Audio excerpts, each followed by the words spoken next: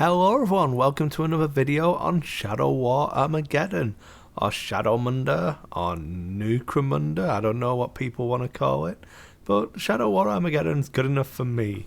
We're going to talk about the post-game sequence today, and then cover some skills briefly. So, for this one, I'm just going to show off the pages quickly. This is where we're going to start off, the rewards of battle over here. So there is a few steps to the post-game sequence, obviously. Recovery phase, you roll d6 for each fighter who was down at the end of a mission. A 4 to 6, so to make a full recovery. On a 1 to 3, you've got to roll on the injury table. The injury table's not as bad as it was in old Necromunda. It's basically a 1d6. On a 1, they're dead or worse. Yeah, they could be captured, blah blah blah, might have to do rescue missions, pretty much the same.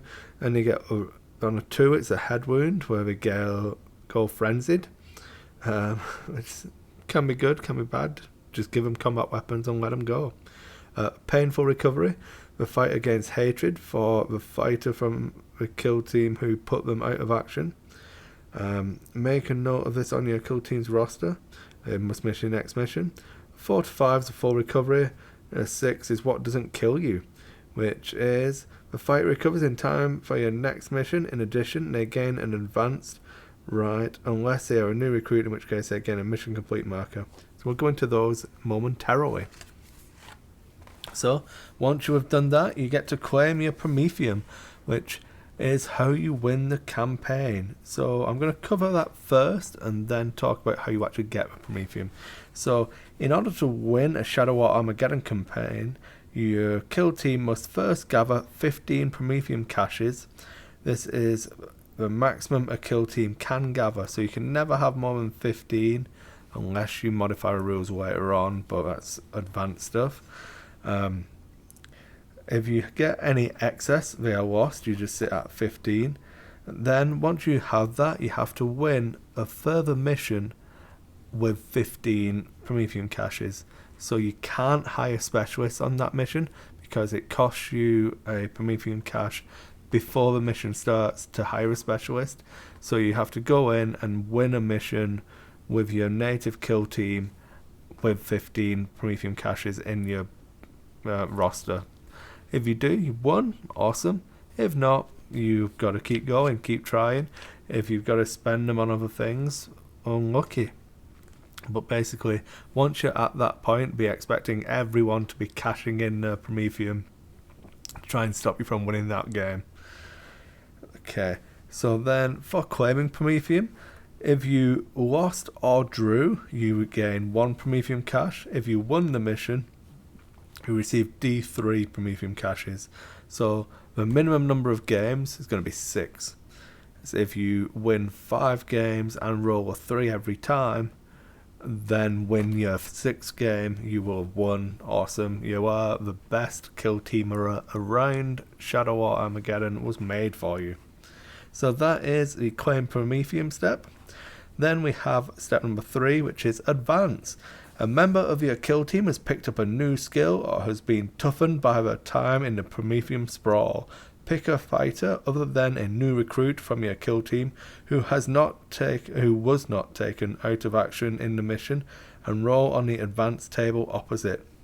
So that one is a 2d6 table. I will bring it into focus for you. So you roll on your advanced table, they become hardy, so on a 2 to 3, which is choose 1, +1 toughness or +1 wound. On a 4, they become fierce, which is +1 strength or +1 attack. On a 5 to a 9, they generate a new skill. On a 10, they become quick, +1 movement or +1 initiative. On a 11 or a 12, they become deadly, +1 weapon skill or +1 ballistic skill. So there you go. That is how advances work. We'll move on to skills after we've finished off the post-game sequence. Then for step number 4, You do the promotions. So you add a mission complete marker to a roster for each new recruit in your kill team who was not taken out of action. Any new recruit who has completed 3 missions becomes a trooper. So it will step up the profile. Any stat advances they've gained, they can't gain any stat advances because of the way advance works, but anything that's happened to them, if it was through injury, stuff like that, it just changed profile to a new trooper profile. Then they get to keep any equipment, but they can now start advancing, stuff like that, and they don't cost you anything extra. Then we go to step number 5, which is resupply. Your kill team receives a supply drop, returns to Imperial Hive Stronghold, or swaggers back to their clan's war camp to brag about their latest exploits. So first things first, if your leader was slain, you have to then pick somebody else to replace them. You can't pick new recruits. If you don't have anybody, if you only have new recruits left, and your leader goes down and dies, then you're shit out. You are done. You've got to start a new kill team. All your progress is lost. So you want to probably think about bottling before your leader gets taken out in that way. But if your leader was not slain, you can choose one of the following actions. You can recruit, which is add a new fighter or new fighters to a kill team with a total cost, including equipment, of no greater than 100 points. Any points not spent are lost. So it's good. It keeps a handle on the resource tracking. You just get to add people to your roster. You don't need to worry about money. You can rearm. Purchase new equipment for fighters in your kill team with a total cost no greater than 100 points. Any points not spent are lost. There's a pattern emerging here. You can trade a single Promethium cache to increase the total points available for your recruit or rearm by 100. If you do so, you'll lose that Promethium cache. So basically, if you're falling behind, you're going to have to spend that Promethium, and if you're winning the campaign, people are going to be gunning for you. So it swings and roundabouts in that way. You can always switch equipment between fighters in your kill team at this step, subject to normal restrictions. Weapons must be represented on the model, and so on. However, new recruits cannot switch equipment at this point. Equipment not given to a fighter in your kill team is lost. So you can't have a stash of equipment. If you hire a new character, they have to start the game or play a mission with the stuff you buy them. That's pretty important. It goes on as a little bit about how you can change the number of Promethium caches to be bigger or longer, and then there is a section on how you can actually continue on taking the fighters who you've grown to love into your next campaign for a slightly increased cost. Then we will look at the skill tables. So I'm not going to go through all of this because there's lots of tick boxes and these videos are dull enough when you have to listen to me. But we're going to cover some basics. So, where are we? You get to pick your different types of guardsmen, whatever. It tells you what skills you have available. As a basic overview, looks like orcs have access to ferocity quite a lot, and muscle. Guardsmen are pretty balanced with what they can take, and then different marine chapters can take slightly different things, but mostly it's pretty standard. Then we have combat skills, so you can take, I'm just going to show you these guys because it's going to be easier. Oh, where are we? Combat skills, combat master, disarm, feint, walk, counterattack, and step aside. Combat master. If a fighter is attacked by multiple opponents in hand-to-hand combat, then the fighter uses their numbers against them. Enemy fighters don't gain multiple attack bonuses to a combat score. Disarm. The fighter may use his skill against one close combat opponent at the start of the hand-to-hand phase.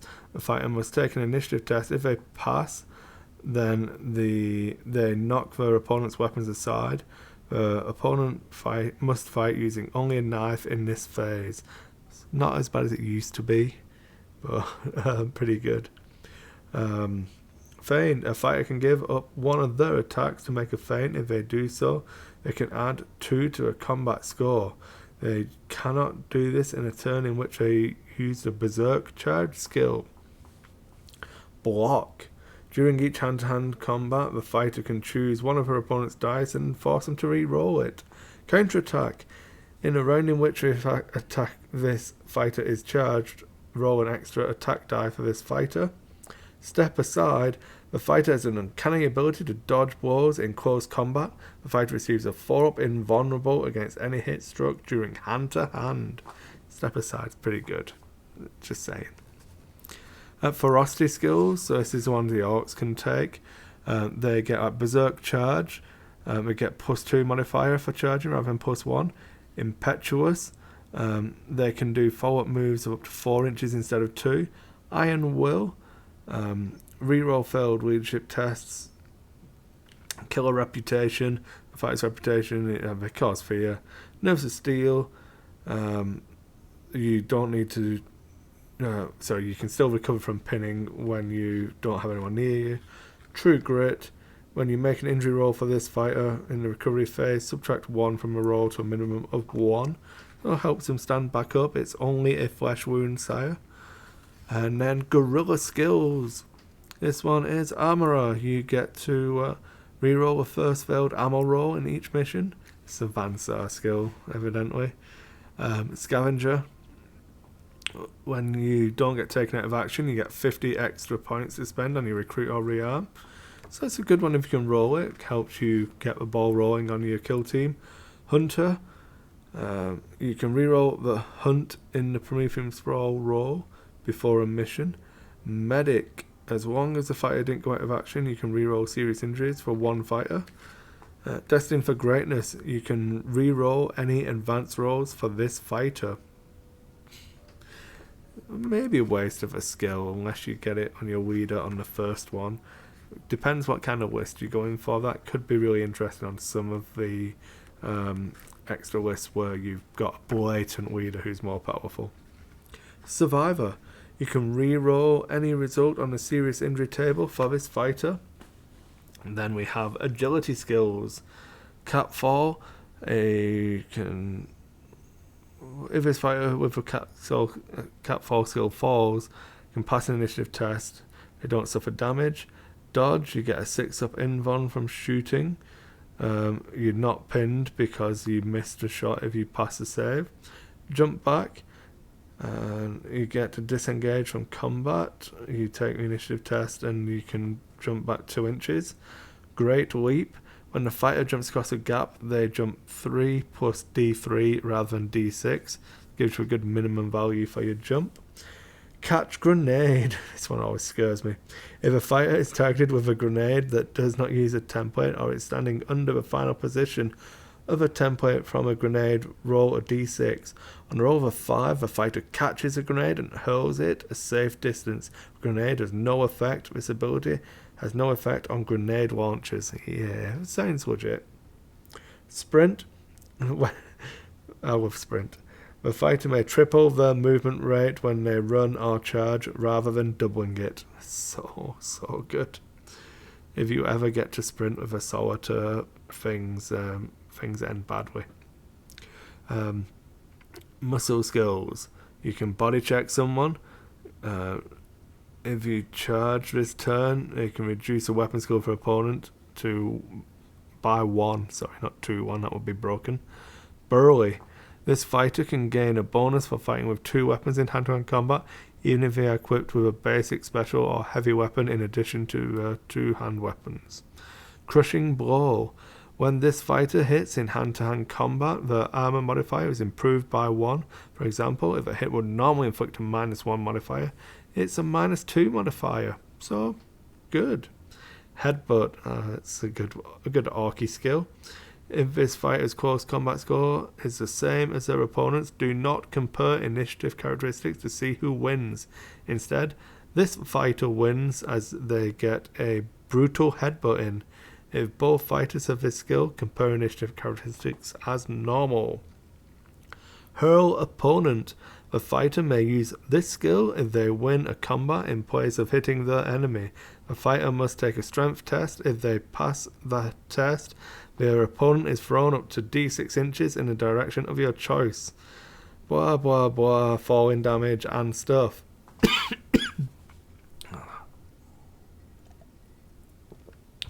Iron Jaw. When this fighter is wounded in hand-to-hand combat, make a toughness test for the fighter, adding 1 to a die roll. If a toughness test is passed, ignore the wound. Remember you asked for this guys. I didn't want to do a full skill video. Shooting skills. Crack shot. When you roll an injury roll for a shooting attack made by this fighter, you can re-roll a die. Blah blah blah. And fast shot. Any pistol or basic weapon used by this fighter other than a weapon that uses a template has sustained fire. Dice 1. A fighter with both fast shot and crack shot must choose which skill when they fire. So you can't have fast and crack shot. That's an old rule. Pretty good. Gunfighter. This fighter can use 2 pistols at once, granting them extra shooting attacks when they shoot, following the usual rules. They can only use this extra attack when armed with a pistol in each hand, and when they do, they cannot use the crack shot or fast shot skill. Hip shooting. A fighter is allowed to shoot even if they ran in the same turn, except with a heavy weapon. However, if they do so, they suffer a -1 to hit modifier. A modifier to hit rolls of a 6 still cause an ammo roll, and a fighter cannot use crack shot skill in a turn in which they use this skill. Marksman. You can reroll to hit rolls for a fighter when making shooting attacks. Ammo Hound. You can reroll any ammo rolls you make for this fighter. Now we're on to stealth skills. Ambush. This fighter can hide in a turn in which they go on Overwatch, as long as this is all they do in their turn. It's pretty good. Dive. A fighter with this skill can run and hide in the same turn. I would really like dive. Escape artist. This fighter can never be captured. If a serious injury roll would result in this fighter being captured, treat it as a what doesn't kill you result instead. So if you roll a 1, you have a 50-50 chance of pretending you rolled a 6, which is pretty good. Probably not the way I would choose to go about it, but you don't get to choose, so suck it up. Evade. The fighter ducks and weaves as they move, making them very hard to hit. Any enemy shooting at them from short range suffers -2 modifier, while any enemy shooting at long range suffers a -1. This penalty only applies if a fighter is in the open and is not benefiting from cover. It's always a good one. That one with the sprint skill is pretty broken. If you get these combos, it's always fun. Infiltration. Once both kill teams have set up, but before a mission begins, you may make two free run moves with this fighter. They may not do anything during these moves except run. They may not move within 8 inches of an enemy. Sneak up. Half the distance at which a fighter is spotted when hiding. For example, if an enemy would normally spot this fighter within 3, they only spot them within 1.5. That's the skills. So basically the way it works is if you roll to generate a skill, which is what you're probably going to, you're going to cross-reference the table for what ones you're eligible for and then pick which one to roll on. You roll a d6 and that's the skill you're going to be awarded. It's a pretty easy system. They've not changed it too much. It's just pretty streamlined now, especially with the way that advancements and Promethium stuff all works. It's a nice, elegant system. Not quite as convoluted. You don't have to worry about the territories and stuff that you're used to. So overall, I'd say that's an improvement on Necromunda for the purposes of what Shadow War's trying to be. If you want the in-depth version of playing Necromunda, I'm sure you'll be able to find the rules somewhere. But I feel like this is a good enough place to sit. So thanks for watching, everyone. Hope you enjoyed the video. I'll see you on the next one.